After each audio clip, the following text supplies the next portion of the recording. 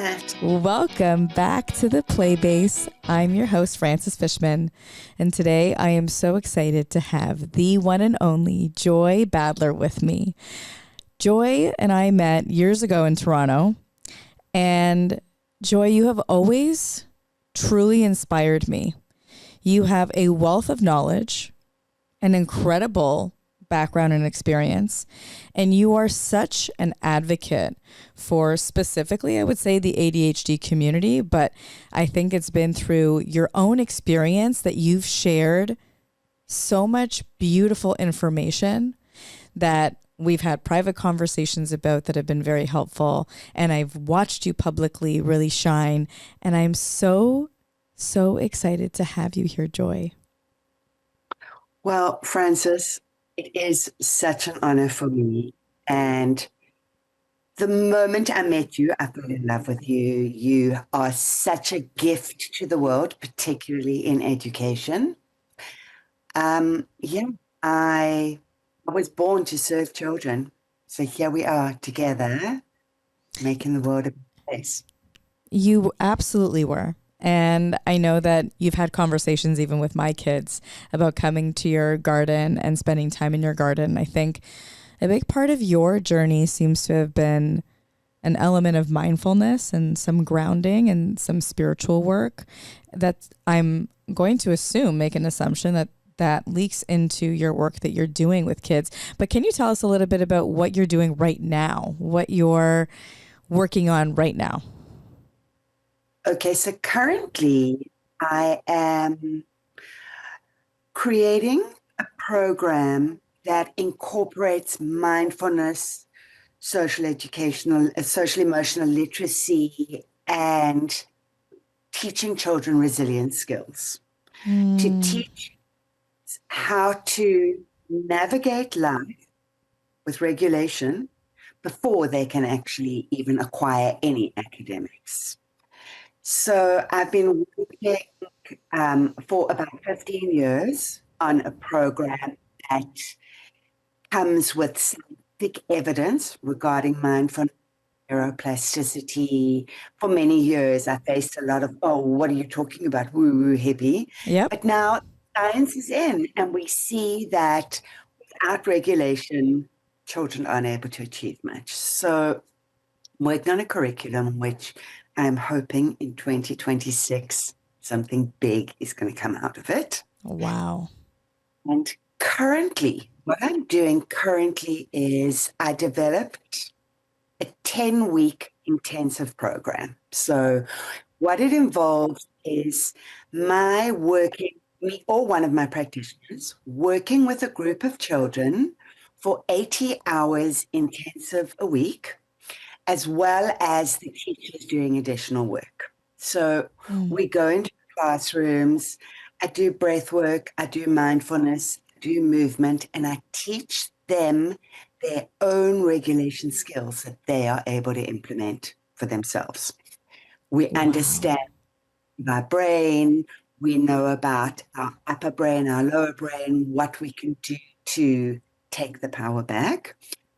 And essentially, my hope is that I am going to be able to give this program to any teacher or educational institution, a place where kids go every single day, where the adults can teach the children how to use this, meet them where they're at.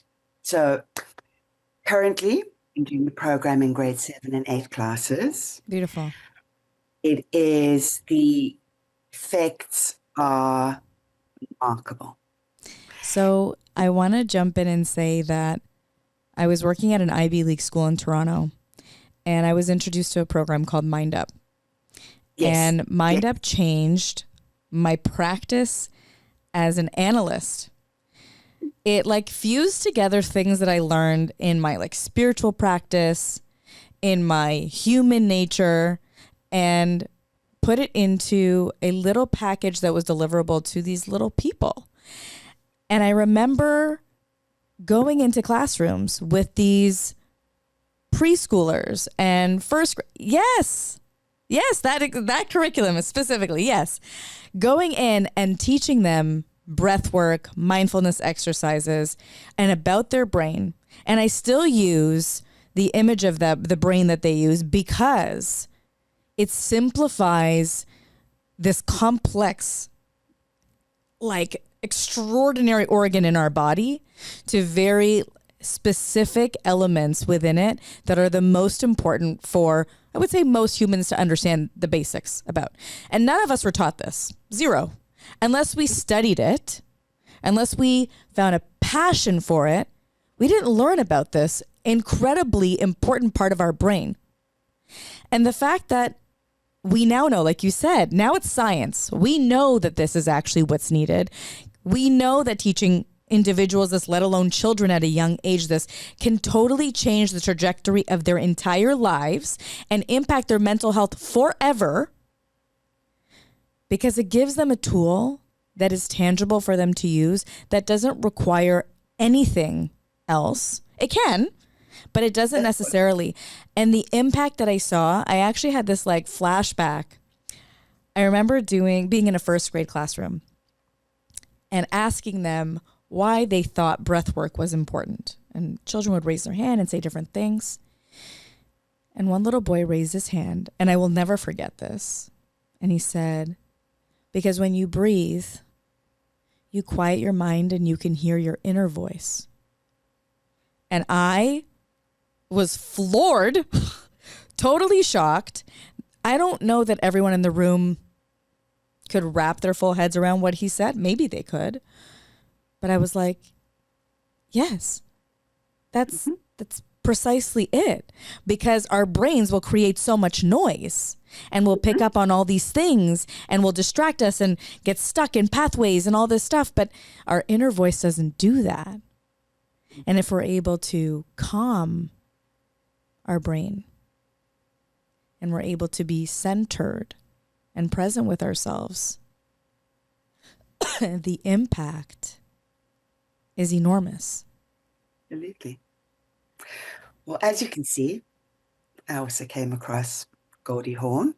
Yes. Mind Up years and years and years ago. And yes, Mind Up was the skeleton of my program. And I actually, now that we're talking about this, I am pretty interested in revisiting it and maybe even going back to the Institute and doing more training and seeing where she's grown where the program grown with this, because yeah, that I love that picture of taking the chaos and making it into calm by bringing that upon yourself.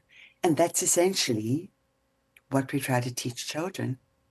100%. And there are many different ways, and for each human being, as you know, it'll be different. And for some, breathwork is going to be so aversive based on maybe there's history there with the way it's been imposed upon them, or maybe their breath isn't the first step for them. Maybe they need a visual or they need something to help them regulate. There are different ways to help regulate the nervous system. And I'm so happy that it's becoming such an important conversation. People are having so much more openly because of the research that has come out. And because, like you said, to speak about this years ago, people thought I was an unethical analyst. Exactly. Snake oil. Yes. Yes. People thought that. Yes. And also for the adults who are supporting children to learn these tools for the first time, to be able to implement them, because we also know that you can pick up through Zoom. You can pick up my energy. And as I regulate, if I am calm, or if I'm super anxious and uptight and anxious and stressed, you feel that. Regardless of the fact that you're in Toronto and I'm in South Florida, you can feel it.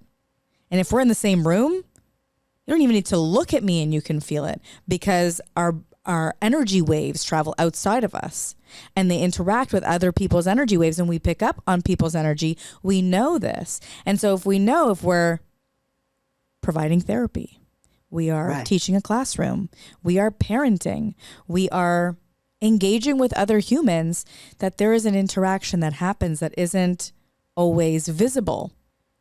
But if I can regulate myself, especially when I'm dealing with someone who has trouble with self-regulation, who requires co-regulation, which is I'm regulating myself, which is helping you regulate yourself. I'm slowing my heart rate down. I'm slowing my breath down. And that provides an opportunity for your heartbeat to also slow down. Mm-hmm. Mm-hmm. You know, it's very, very interesting what you say in terms of breath work being so challenging, so many people. And it's just so fortuitous. Last night I went to a women's group with a friend, and it was the evening was an evening of yoga and breath work. Oh, beautiful. So you go knowing this is what you do. One of the women who said to me, she can't do breath work. I said, what do you mean you can't do breath work? She says, I cannot sit quietly in a room and breathe with other people. It's something that I'm unable to do. What about when you do yoga? She said, well, yeah, yoga makes it easier, but no, I cannot sit and do an hour's breath work. And, you know, we spoke about it afterwards, just in terms of her feeling when she's in yoga practice, that this is the environment that she's able to do this. And then the movement allows her to do it. Yeah. It leads me to think one of the schools that I support very closely, we recently created a space for the kids that has a whole bunch of highly stimulating activities. There's a golf simulator. So, I mean, the golf is like a fun game, but there's also, you know, all of these electronics and hockey games and also it's it's a real high energy place to go.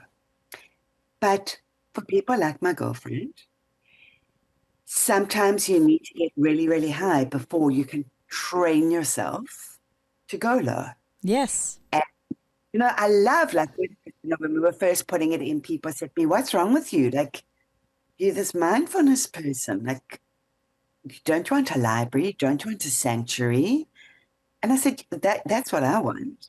The kids today, especially, are built on overdrive, on that extra stimulation. And so they need that to be able to give them a frame of reference, to be able to come to this feeling of grounding and zen and being safe and quiet. For so many of our children, they don't feel safe and quiet. Right. The world is chaotic. This is what they're accustomed to doing. So teaching, and I know with your own littles that you were doing breath work and journaling and those sorts of things from the time they were very, very, very little. And I'm a huge believer in that. There's not a day that I don't encourage my students, my clients, me to do that journaling as well. This is all opportunities for us to regulate. How do the students at the school use this room? Is it like a free access when you need it? Like, how is this room used? I'm so intrigued. I've never heard of a room like this. It just came out of the mind of one of my brilliant partners who is wired like me with ADHD, loves doing physical things, going and having boxing and blah, blah, blah. And so initially, this was going to be a meditation room for me. And it had, for the year before, I'd set it up. We had all of my things in there, the kids, and not that many children went. Those children who did want to practice mindfulness, meditation, yoga, they used that room. And then one day he said to me, you know, we need table tennis here. That's an interesting thought. Yeah.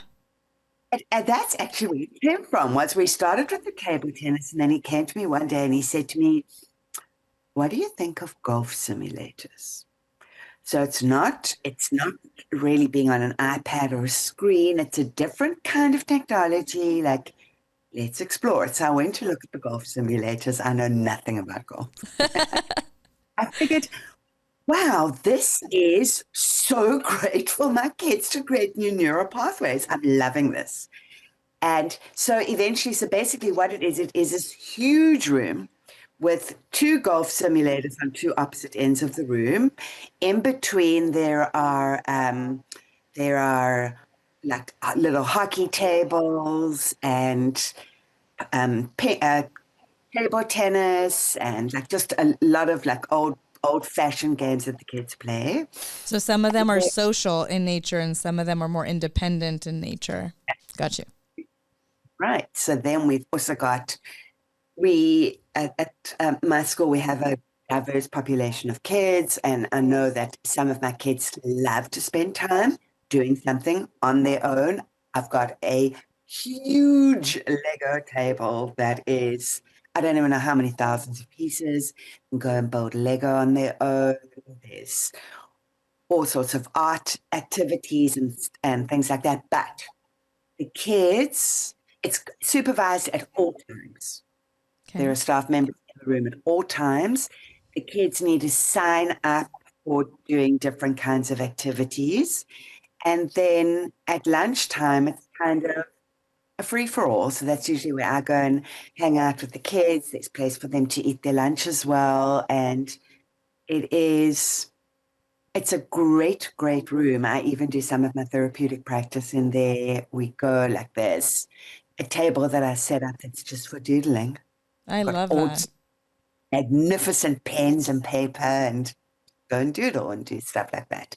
So it's a special room in that one would think in most schools, and unfortunately it did start happening when it first opened, was there were some teachers that said, no, well, now as a consequence, you're not allowed to go there. And I said, no. That's not the consequence for this room. This room is not used as trading. If you do this thing, you can go there. It's not a reward. Exactly. Yeah. So it's the first of its kind, where people coming in to see it very, very proudly. And I stand to admit that at first I didn't want this. I wanted my room with infused with magnificent smells and lovely music, but it's worked out amazingly well. You know, it makes me think of the different kinds of people I've met in my life and in my practice, and what's worked well for one would not necessarily work well for the other. And for one, being in a quiet room would make their brain go wild, whereas moving their body, like you're saying, actually helps them regulate enough. And I actually had a client who I worked with at school and somebody else worked with at home. And we would work at school within the context of what the school had available. But then at home, they would go on bike rides. On the bike ride, he would process and he would share and he would work through the challenges or the excitements. And he would express things that at any other time of the day, he'd never be able to. And not that he wouldn't be able to necessarily. It didn't come out that way. But on this bike ride, his body was moving, so he was regulated, and he would work through different scenarios and problem solve and be able to be retrospective, like and introspective. And it was just such a beautiful experience. And I remember when I learned that, I was like, wow, the bike ride did that? Cool, that's good to know. And as a dancer, somebody who taught dance, I had this fascination with being an occupational therapist for a long time because of my understanding of how movement impacted me. Movement mixed with music. It wasn't just the movement. It was the connection of how when the music goes on, how there's a response that I have to the music and the way that my body will then move to the music. And especially there are certain types of dances that are more emotion based, right? Like there's fun, like jazzy dancing, but then there's like lyrical and contemporary, which goes deep into like your gut of feelings. And then there's hip hop, which is like you're aggressive and like you're sexy and all the different stuff that comes out. That's maybe parts of me that I didn't allow to come out or work through in other ways, but this movement allowed me to. And so having a room where kids, and I want to touch back to something you said, that this is not something you can take away. It's like when teachers also take away recess.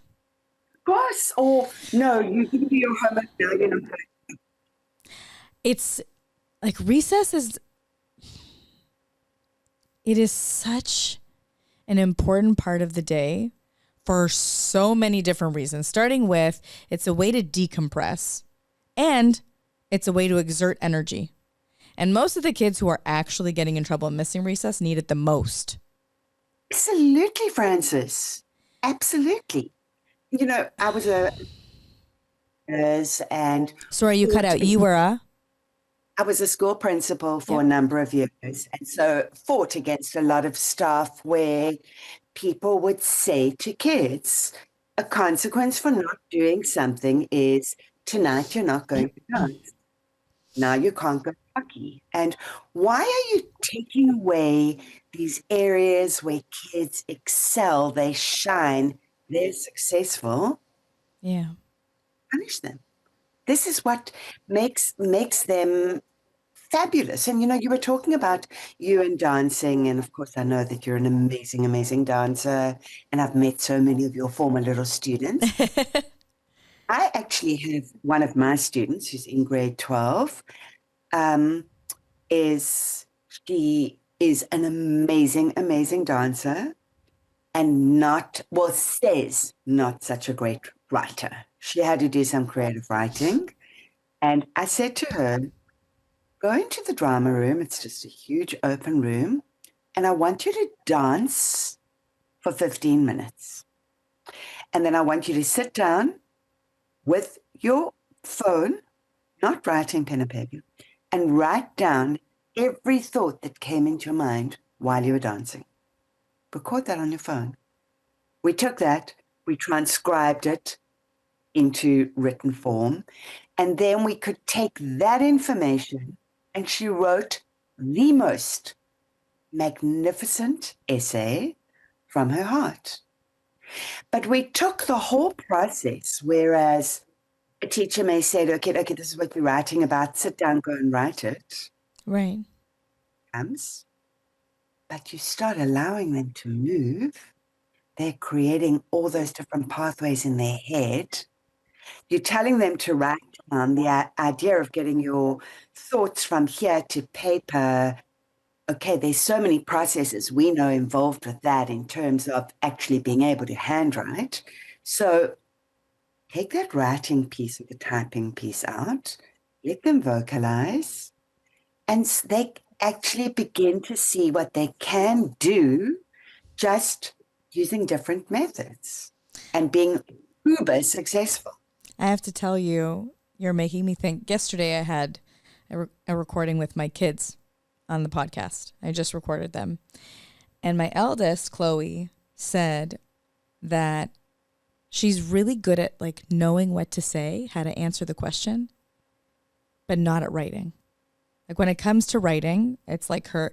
And I explained to her that I think for her, her thoughts come so fast, they can't come out fast enough. And it's frustrating.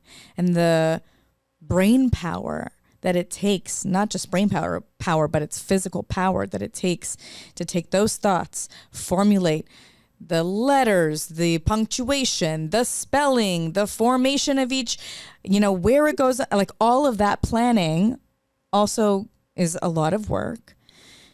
And it's just about, there are tools for that. But Joy, the gift that you gave this child, that you said, it's not that you can't, it's that you haven't necessarily gone down the right path to find. And, I remember looking at my son who's in second grade now, and in first grade, there's not one piece of writing, not one, that isn't about hockey. Every single piece of writing was about hockey because that's what he lives and breathes. That's what he connects to. And all his connections, things that he learned, he'd connect to how he felt when he played this game or when this happened. Movement, as someone who danced for years, and someone who's a huge advocate for sports. I am a huge advocate because I think sports teaches you so much more, and movement teaches you so much more than motion. It teaches you a mind-body connection. Like I was talking to my son on the podcast yesterday about how hockey taught him self-regulation. That if he loses it, he sabotages the whole game. And if he freezes, he sabotages the whole game. And he has to find a way to not let people get in his head and the score get in his head and what this. And sometimes it's, he's human. It's, he will. But it's what you learn through movement is exceptionally powerful.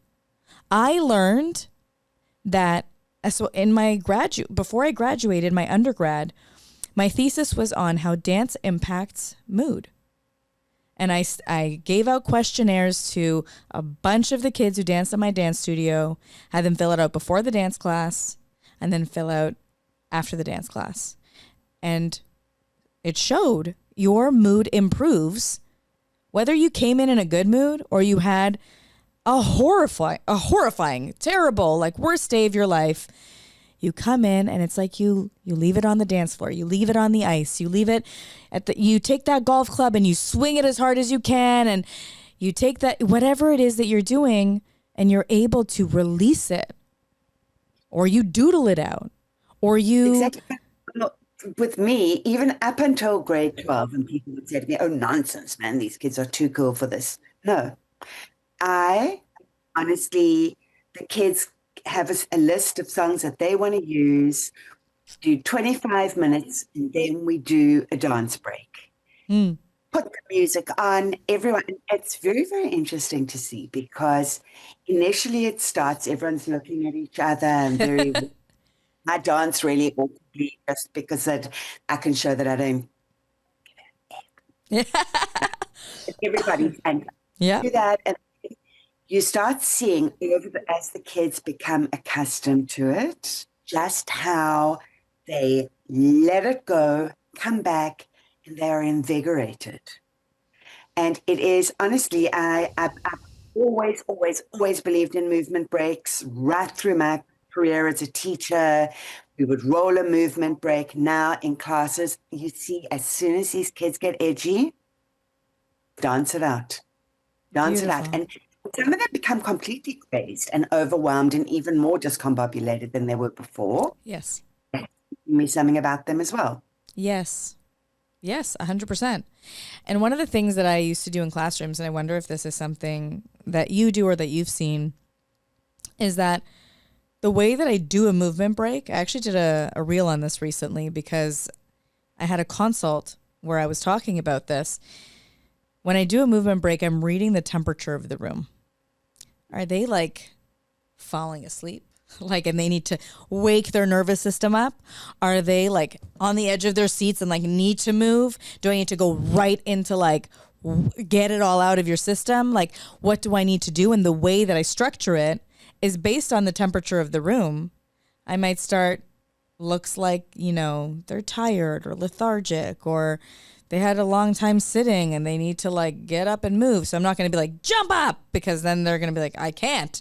So I need to wind them up. I need to get them, let's stretch and let's move. And then everyone reach up to the sky and reach down to your toes. And now let's shake, shake, shake and move your neck. And now I'm going to get your heart rate going. And now I'm going to wake your nervous system up. And now I'm going to get you.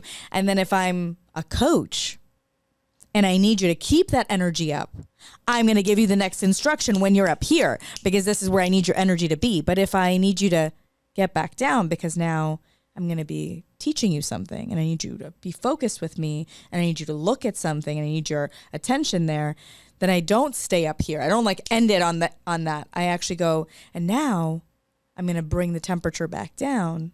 And we're going to stretch this way and we're going to stretch that way. And the last instruction I give them would be the first instruction I would have given them to start the activity, which is whether they're sitting or they're getting something out of their desk or they're lining up or whatever it is that we're doing. Maybe it's a transition and everyone's going to line up and they're going to keep their hands to themselves. And I want to hear everyone's really small whisper voice, or however I might do it. My instruction ends with what I actually need them to do next to set them up for success. Because I have many times, I have many times seen people do, I do the movement break, but then it doesn't help because then this kid has gone bonkers. And it's like, okay, then you need to help them come back down wherever you need them to be. Because it depends on where they are. Exactly. It's one size doesn't fit all. Yeah. You are setting them up for success. I think Go ahead. it's so special that this school has this room, because I've never heard of a room like this. I've heard of like more so like a free space, especially in like a middle school, high school, where they can go hang out. And I have seen in some more specialized special education, you know, settings where they have like a ping pong, like tennis, table tennis. They'll have a few things, but never have I heard of this concept. And I think, you know, like even having like a standalone bike, you know, where, because you're not going out for a bike ride off campus or whatever, but you have something. Yeah. Yes. Like so many different options. And I understand that this is also, you know, a private, probably more privileged community as opposed to, you know, a public system. Someone in the public system might like laugh and say like, that's not possible. But there are ways to implement these things without the expensive technology or the tools, like even having space outdoors to do something or to go and do grounding work, like to have access to nature, which, I mean, you also have to have that. Most, I think, public schools have that naturally. Not all private schools have that because they're buying real estate wherever they can buy real estate. But I think that that is such a gift to be able to give.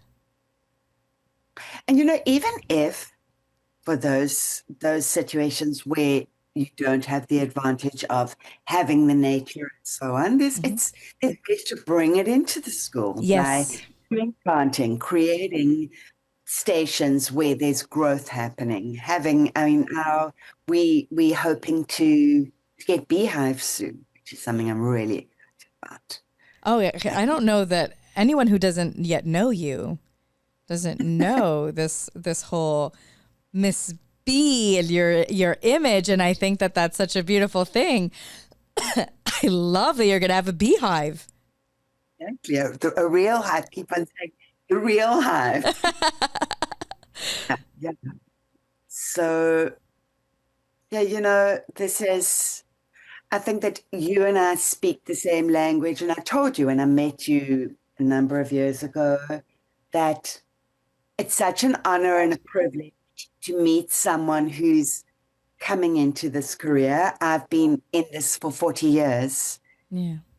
And to see people with your initiative, your mindset, your passion coming in and providing these opportunities for children, because any child has the power if you give it to them. If you teach them how to not just look on the surface, but go below, really understand what makes them tick, they're able to rise and just surpass your wildest expectations.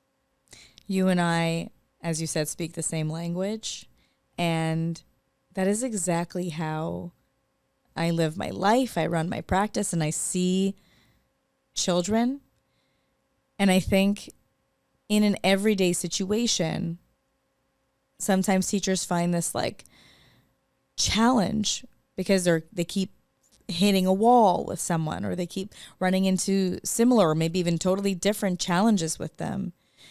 And to be able to take a step outside of the scenario and to see the human, to see the soul, to see the infinite potential, and understand, hey, my job is really, really incredibly hard, and it is to support this individual and that individual within the context of what's possible for me within this building and the values within this building. You know, there are so many different layers to it, but it is to see each individual as infinite potential, because it is just about providing them with the right environment, the right tools to thrive.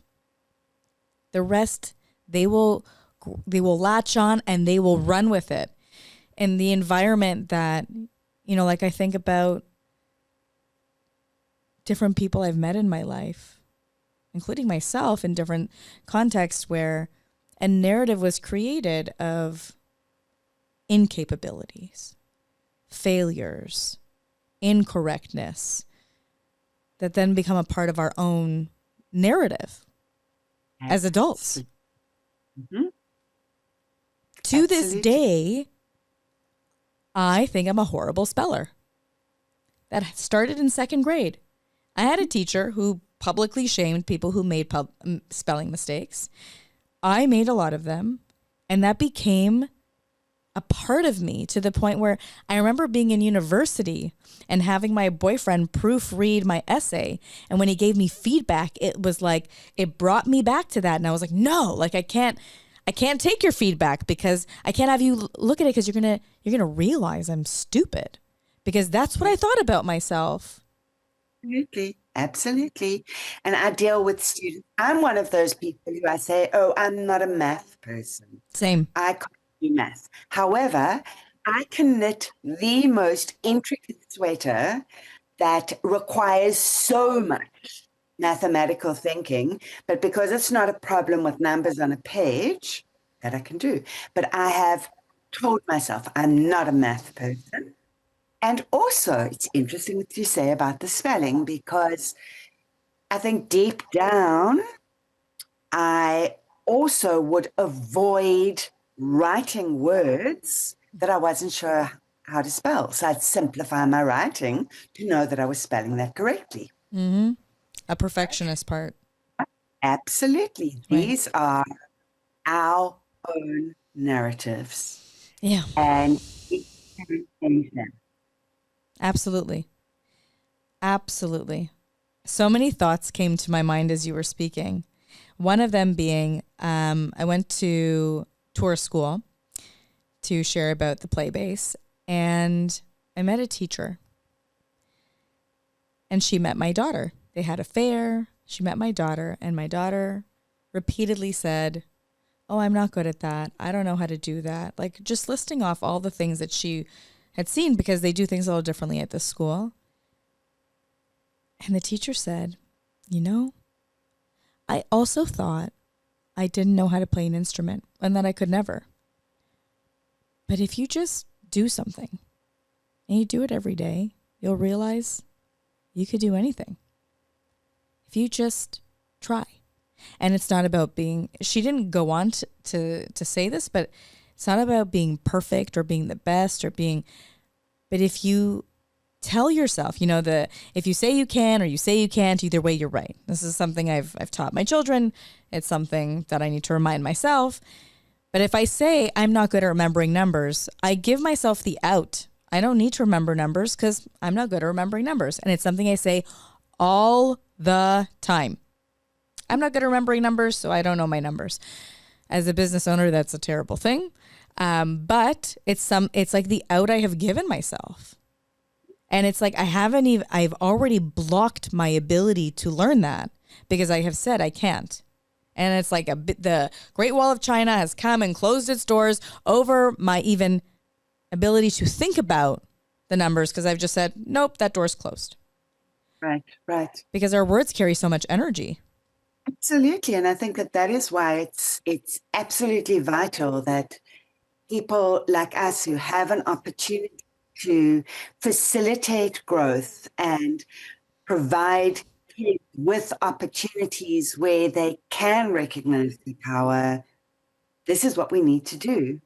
You know, 3 years ago when I started working at one particular high school in Toronto, I instituted a program called Kindness Ambassadors.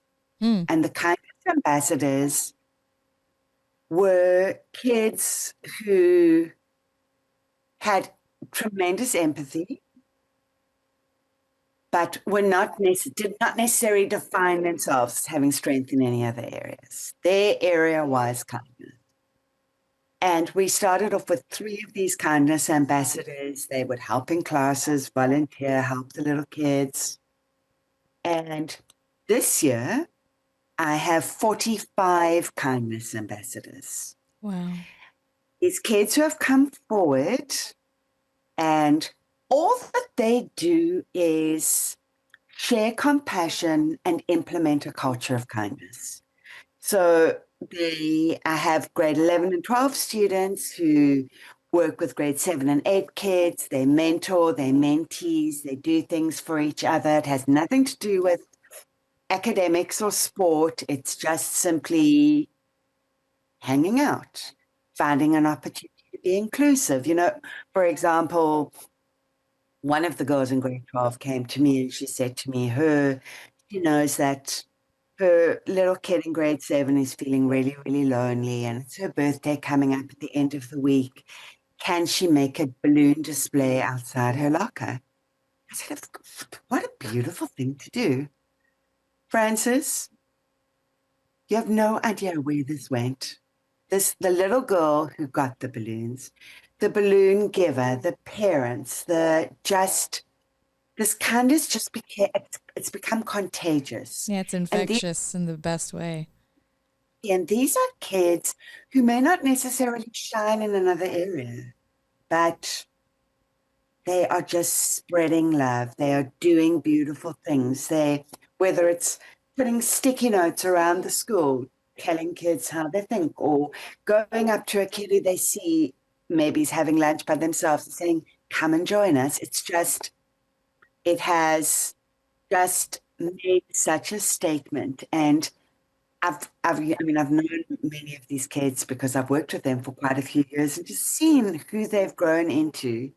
It's a wonderful thing when we can help kids recognize who they are and be able to be the best possible person they can be and know that you can always change. That is so beautiful, Joy. I love that. I love that that's an opportunity for them to sit in their light and shine it, as opposed to see it as I'm just this, but rather use this. Like you were saying about the other student, like don't take away the area where they shine. Let them shine where they shine. Let them identify with that part of them and strengthen it. And it allows for that light to grow into every other aspect. It doesn't, one of the beautiful things is that it doesn't become a soul defining thing. I'm only kind. It's I'm kind and look at, it feels so good and this is who I am. And then it's empowering and then it trickles into all these other areas. And to have a strength-based approach is so powerful. There's something that you said at the very beginning of this podcast that I haven't touched on yet, and that's resilience. I find this generation of children to be less resilient at times, and sometimes shockingly resilient at others. Is it not? It's absolutely unbelievable. There are moments when I am so blown away by the resilience. I feel like sometimes that resilience is more forced upon, like you don't have an out, so you need to figure it out. I think sometimes children are given an out and then they don't get to build that resilience muscle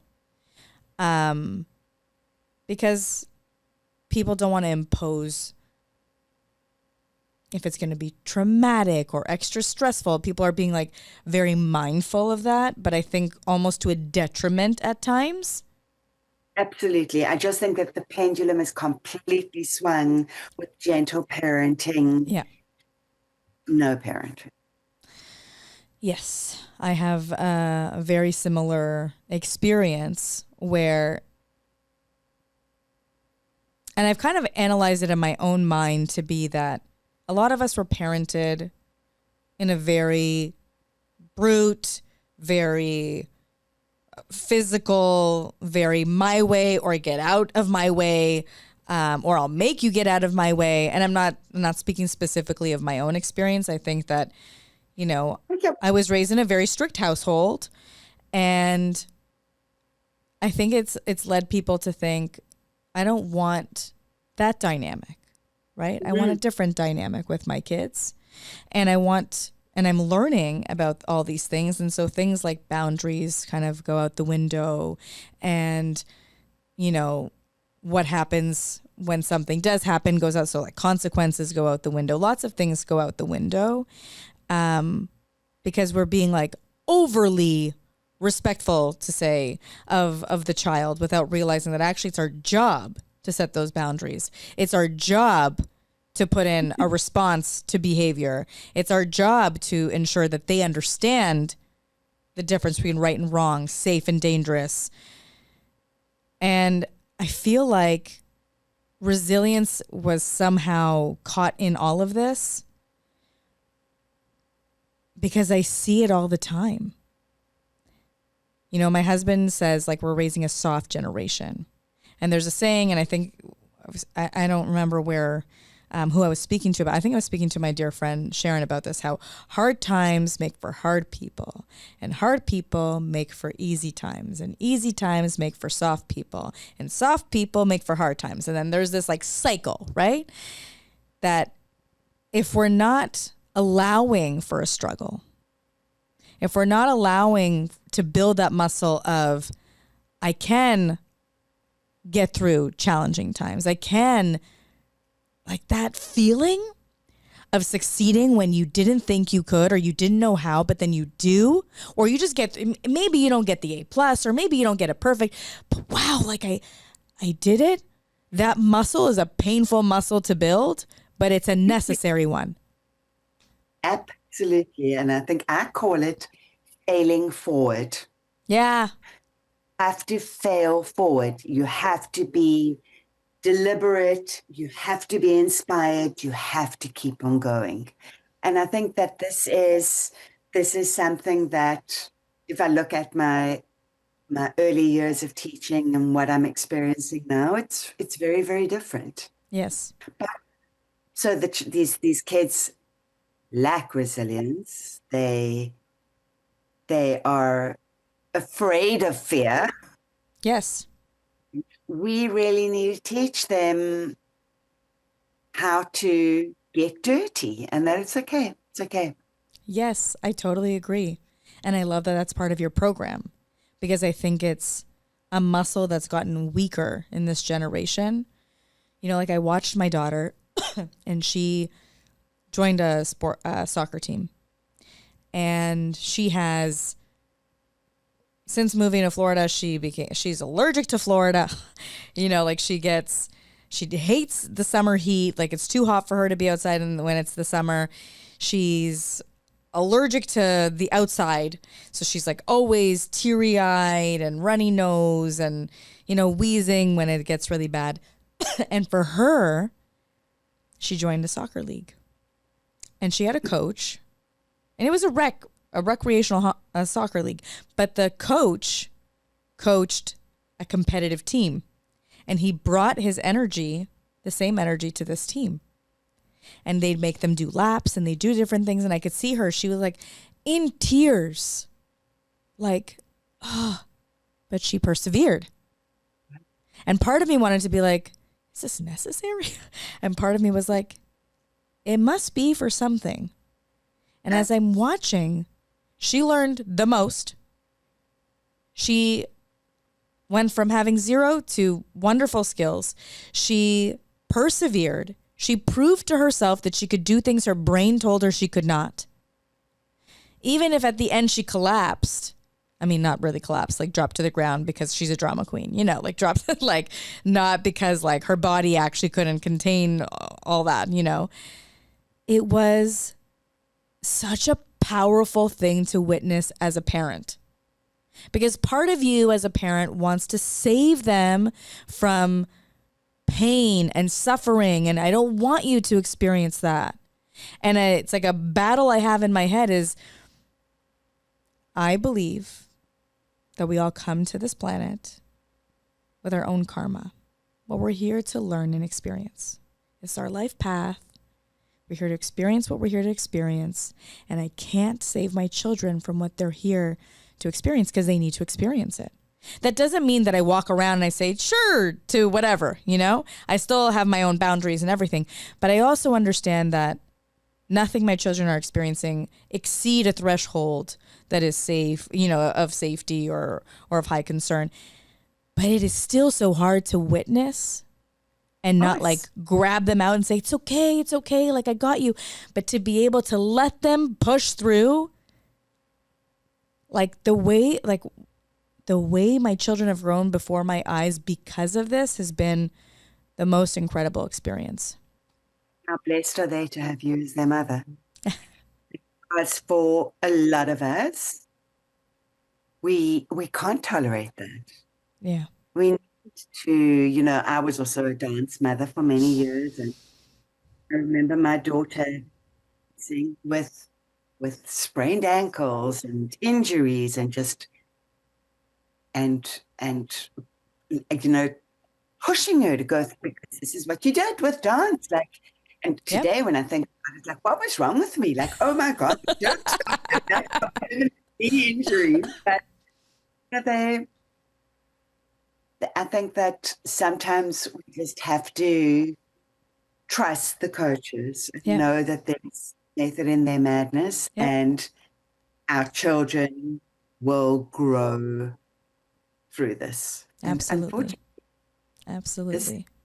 It's very, very difficult, you know, dealing with, even with kids in a high school, like of high school age, where they make big mistakes and their parents can't help them. Yeah. Parents can't stop them from being expelled. And for a lot of them, I mean, up to the situation a couple of weeks ago where a child behaved in a very, very bad way. It was unacceptable. And I actually wanted to offer treatment and see if we could perhaps sort things out, but he put too many other children in danger. He was expelled. And he sat in the principal's office with his parents, and they refused to leave. Said, no, we're not accepting this. All the administration said, okay, well, when you're ready to go, leave. Like, sorry. But for the parents and the child, they'd never had to face this kind of adversity. They'd always managed to get out of it, and now it came anymore. to, and it was a hard lesson. Yeah. I don't want to, right? Yeah. Joy, before our time comes to an end, I first want to thank you so much. I want to ask you, if people want to get in touch with you to learn more about you, how do they do that?